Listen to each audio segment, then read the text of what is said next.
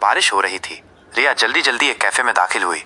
उसके कंधे तक गीले बाल, एक ब्लैक क्रॉप टॉप और डेनिम जीन्स में वो आत्मविश्वास और आकर्षण का एक बेहतरीन मेल लग रही थी।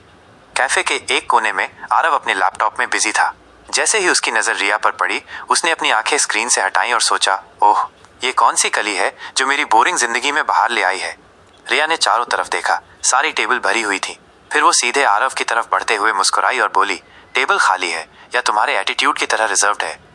आरव ने हल्का सा मुस्कुराते हुए लैपटॉप बंद किया और कहा, तुम्हारे लिए तो दिल भी रिजर्व्ड है। रिया हल्के से हंसते हुए बैठ गई। दोनों ने कॉफी ऑर्डर की और बातें शुरू हो गईं। कॉफी के साथ बातचीत का मजा बढ़ने लगा। रिया बहुत स्मार्ट और बेबाक थी। उसकी बातों में शरारत थी और आंखों में एक चुनौती। रिया ने कॉफी का एक घूंट लेते हुए कहा, तुम्हारी आंखें बहुत खतरनाक लग रही हैं। उन्हें देखकर लगता है कुछ गलत होने वाला है।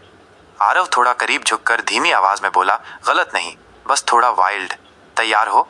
रिया ने अपनी लिपस्टिक से सजी मुस्कान के साथ कहा, शायद मैं तैयार हूं, लेकिन तुम्हारे राज कितने खतरनाक हैं। आरव धीरे से उसके कान के पास फुसफुसाया, उतनी ही जितनी तुम इस ब्लैक टॉप में लग रही हो। रिया के चेहरे पर एक शरारती मुस्कान फैल गई। उसकी आंखें कह रही थीं, गेम शुरू। बातें इतनी लंबी चली कि समय का पता ही नहीं चला।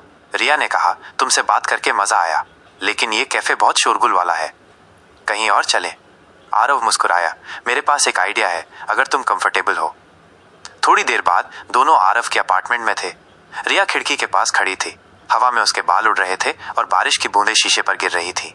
आरव उसके पास आया। उसकी खुशबू ने उसे दीवाना कर दिया था।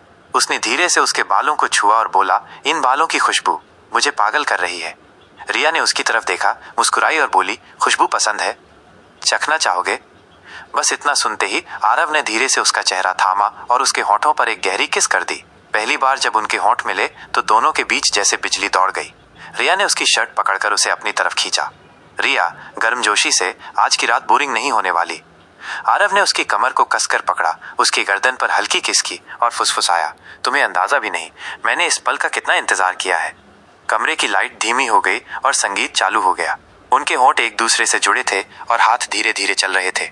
रिया ने उसके कान में कहा, रुकना मत, आज सिर्फ मेरे रहना। उसके बाद कमरे में सिर्फ जुनून था, प्यार, चाहत और पागलपन का एक मिला जुला एहसास। उस रात दो लोग सिर्फ जिस्म से नहीं बल्कि रूह से भी एक हो गए।